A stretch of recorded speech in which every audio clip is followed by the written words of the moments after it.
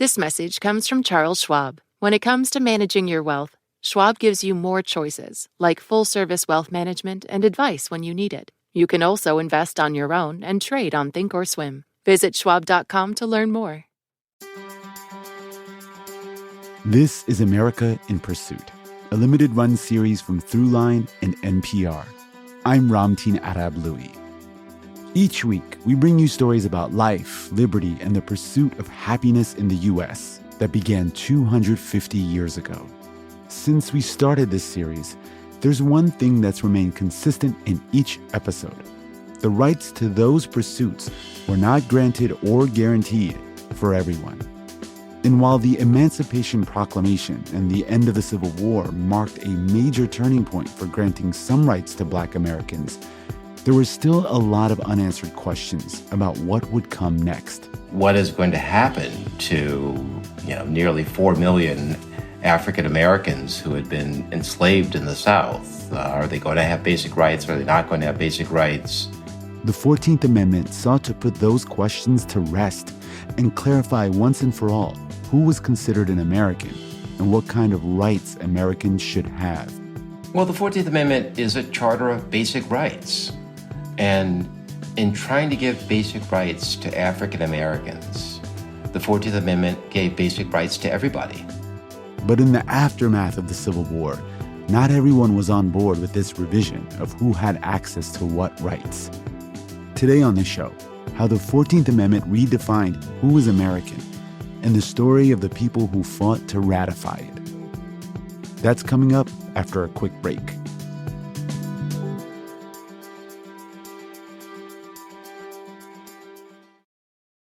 This message comes from MIDI Health, a virtual care platform for women in perimenopause and menopause. CEO Joanna Strober shares the mission behind working with women in midlife. It's not just about hormones. It's not just about weight loss medications. We are very much a holistic care platform, and our job is to figure out whatever medications are appropriate for you and offer you those medications. MIDI Health, committed to helping women in midlife with perimenopause and menopause care, accessible via telehealth visits at joinmidi.com. This message comes from Jerry. Many people are overpaying on car insurance. Why? Switching providers can be a pain. Jerry helps make the process painless. Jerry is the only app that compares rates from over 50 insurers in minutes and helps you switch fast with no spam calls or hidden fees. Drivers who save with Jerry could save over $1,300 a year. Before you renew your car insurance policy, download the Jerry app or head to jerry.ai/NPR.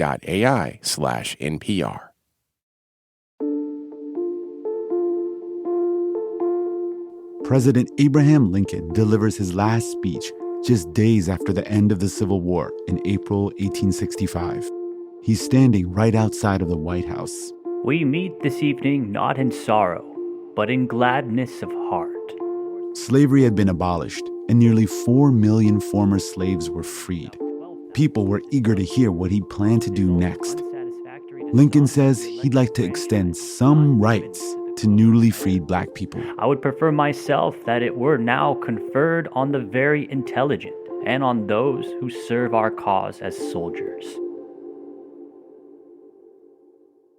He's advocating for, of course, Black citizenship and certainly voting rights, at least for those who fought for the Union. And there are a lot of former slaves and free Blacks who had fought for the Union. But the very mention of that idea, Black men, just men voting, Black citizens, it ruffles feathers, including the feathers of a man in the crowd listening to Lincoln's speech that evening, a man named John Wilkes Booth. 3 days after hearing Lincoln's speech, Booth shoots Lincoln in the head, killing him. Lincoln is really killed for voting rights, for citizenship rights. This is Vernon Burton. I'm the Judge Matthew J. Perry Distinguished Professor of History at Clemson University. I have co-authored a book, Justice Deferred, Race in the Supreme Court. He's going to be one of our guides telling us this story. The other is legal historian Kenneth Mack. Professor at Harvard Law School and also a professor of history at Harvard University. I've written a book called Representing the Race, the Creation of the Civil Rights Lawyer. The 14th Amendment is a reaction to what came after Lincoln's assassination. What came after is Andrew Johnson, Lincoln's VP, who gets sworn in as president. And it's Johnson's job to pick up the presidential baton and put a fractured nation back together. We kind of think of Lee's surrender, the war is over. No, the war continues. After the final battles of the Civil War had ended, the violence continued, especially for Black Americans. For instance, there was the Memphis riot of 1866. There were clashes between African Americans and police officers in Memphis, Tennessee. 46 Black people were killed. 89 of their homes were burned. Wow. There was lots of reaction to Black people organizing politically. You know, a couple of years earlier, they had been enslaved, and now they're organizing politically to be equals to white people politically. So there was the New Orleans riot of 1866 in which a mob attacked a group of African Americans who were gathering in advance of the Louisiana Constitutional Convention, and the mob killed 35 of them. Wow. So these things were not uncommon in the years after the Civil War. Former Confederates are just rampaging, killing Black people. In rural areas, a lot of Black leaders were murdered. Teachers, as well as even ministers, and churches burned. I mean, it was people in the United States seem to think that terrorism began with 9/11 in the United States, but African Americans lived in a terroristic society. And Johnson is doing nothing about this. And at the same time, Congress is trying to do something about it. Congress is trying to pass legislation to help Black people in the South. Congress passes something called the Freedmen's Bill, right, to establish the Freedmen's Bureau to aid Black people in the South. Congress passes the Civil Rights Act of 1866, which would make Black people into citizens and protect their basic rights. And Johnson vetoes them. Wow. Johnson claims that the Civil Rights Act of 1866, which is supposed to give African Americans equal rights to white people, is discriminatory against white people. That it's some kind of special privilege for Black people to give them equal rights to the rights that white people had. Can you talk about who Andrew Johnson was and what he did, how he picked up or didn't pick up the mantle of Lincoln after he was assassinated? Johnson was from Tennessee. He was just anti-class. He was anti the elite who he thought were sort of running the South and taking them into a war that there was should not have been in. And as president, Johnson is just ignoring the basic conditions of Black people in the South. Just before Andrew Johnson was vetoing legislation that would have enshrined equal rights for Black people into federal law, states were passing what were called Black Codes, laws that severely policed Black people's lives. Limitations were placed on the right to own property, to marry freely, and to testify in court, and to push Black people into labor contracts that, if broken, were subject to punishment by police and state militia. Some of them just substituted in their slave codes the word freedmen for slaves. Some of them even made it illegal for white people to treat Blacks as equals and punish them as well. It's clear after the Civil War that the only way that African Americans will get basic rights in the former Confederacy is if there is some national constitutional rights that applies everywhere and applies against the actions or the inactions of the states. At the time, if a state passed a super discriminatory law or actively looked the other way when, say, lynchings happened, there was nothing in the Constitution that explicitly let the federal government say, hey, state, you can't do that. The assumption behind the Constitution originally was that, states would protect the rights of their citizens, We didn't need the U.S. Constitution to protect citizens from the actions of their own states. So Congress set out to do something totally new with the 14th Amendment. Protect Black people by legally recognizing them as citizens with certain rights. It's all laid out in the first sentence. All persons born or naturalized in the United States and subject to the jurisdiction thereof are citizens of the United States and of the state wherein they reside. No state shall make or enforce any law which shall abridge the privileges or immunities of citizens of the United States, nor shall any state deprive any person of life, liberty, or property without due process of law, Nor deny to any person within its jurisdiction the equal protection of the laws. To me, this seems like such a radical assertion of federal power. Like, given where the balance of power was up to that point. And it says something in the second sentence, clearly speaking to that moment, which is, no state shall make or enforce any law which shall abridge the privileges or immunities of citizens of the United States. So, I mean, they're basically saying no state can make a law that takes away someone's rights and privileges. Yes, the 14th Amendment is doing something that the original Constitution didn't do. It's applying basic rights to states. So it's trying to say there's something called privileges or immunities. And those privileges and immunities will apply all over the United States. No matter what state you're in, no state or no local government can take away these privileges or immunities, which is something that the original Constitution did not do. If you took that, like, let's say an alien came to Earth like in 300 years after, humanity's gone, finds this engraving of the 14th Amendment, how would they understand that this was about newly emancipated Black Americans in the southern U.S.? Because it's so vague. Like, what I'm really asking about is why the vagueness of this language? Yeah. Well, the 14th Amendment is a constitutional provision. So Congress goes to write a constitutional amendment. They can't just say, you will give Black people equal rights to white people. So the Constitution has to have principles. So that's why the 14th Amendment has very broad principles. But it's also got things that are very specific.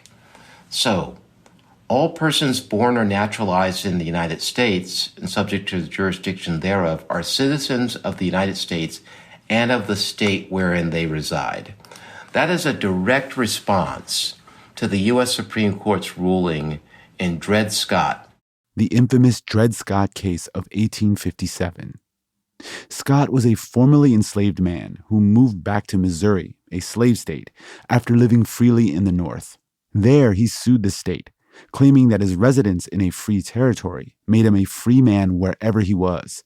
The case eventually moved to the Supreme Court, which held that Black people could not be citizens of the United States or of any state.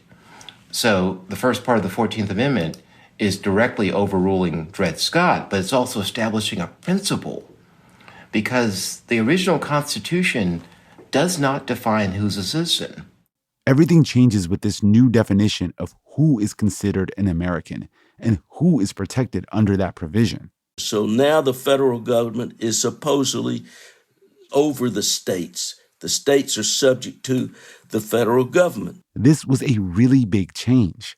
It is a total reshifting, a different direction for the country, because it reorders the state and federal government relations.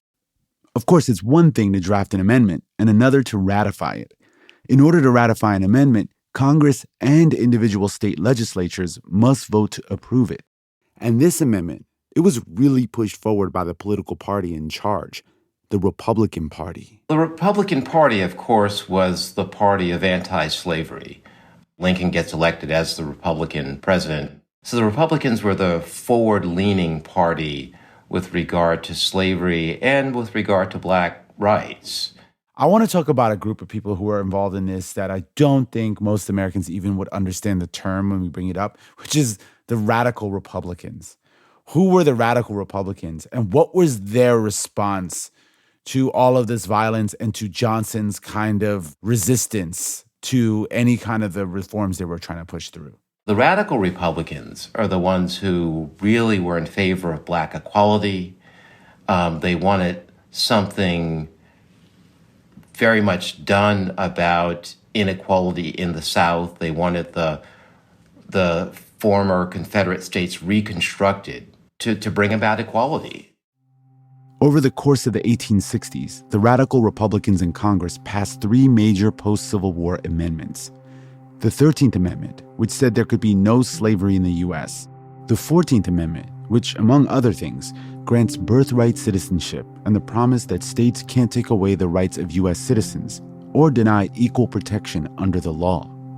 And the 15th Amendment, which said that the right to vote couldn't be denied because of one's race or previous enslavement. All 3 are a direct reaction to the Civil War and what was going on in the formerly Confederate South. You know, the first thing that the new Congress does is it moves to exclude the people who had been elected to Congress who had been in rebellion.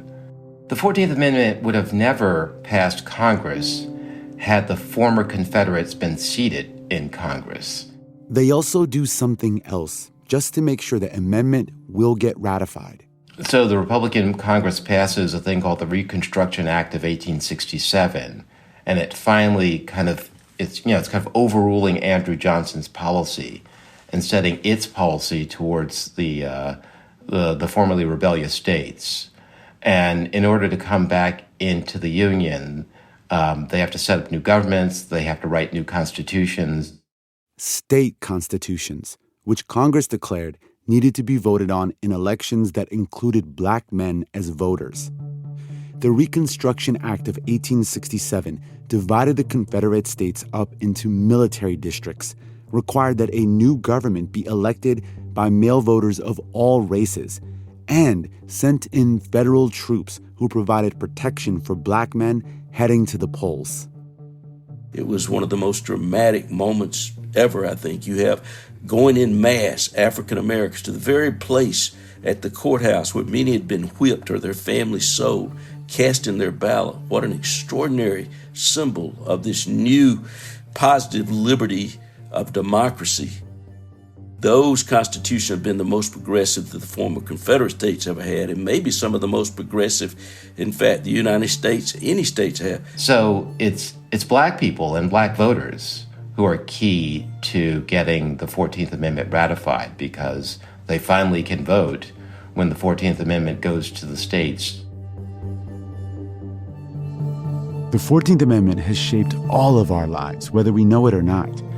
So many major Supreme Court cases have been built on the back of the 14th Amendment. Roe versus Wade, Brown versus Board of Education, Bush versus Gore. Plus other cases that legalize same-sex marriage, interracial marriage, access to birth control. They all came down to the 14th Amendment. And it was ratified at a time when the country was rethinking who was an American and what kind of rights all Americans should have. At a time when rights and the protection of those rights were not a given, but fought for with the ratification of the 14th Amendment by black voters and radical Republicans determined to redefine what it meant to be American.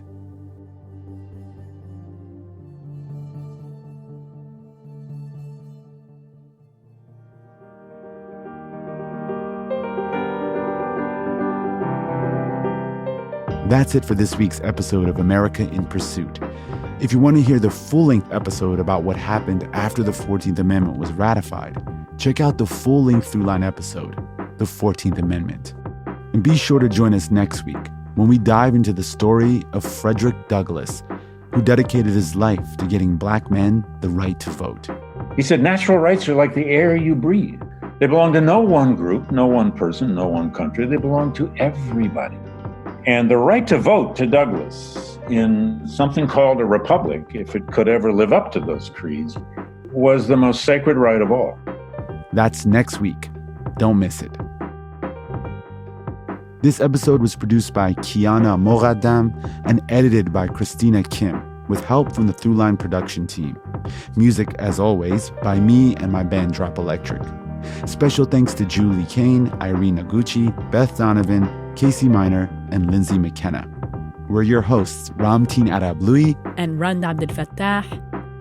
Thank you for listening.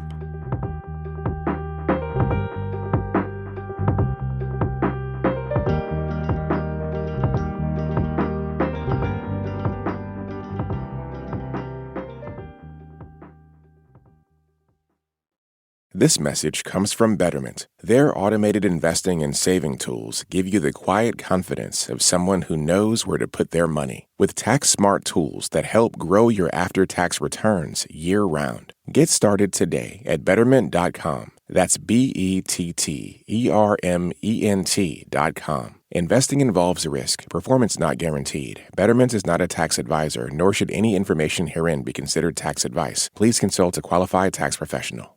This message comes from NPR sponsor 1Password. Anyone else feel like 99% of your emails and texts are password reset codes? Trusted by millions of users and over 175,000 businesses, 1Password lets you skip the resets and sign in securely with strong, unique passwords that autofill across all your devices. You can safely share logins, store cards and files, and finally stop using your pet's name as a password. Try it free for 2 weeks at onepassword.com/NPR.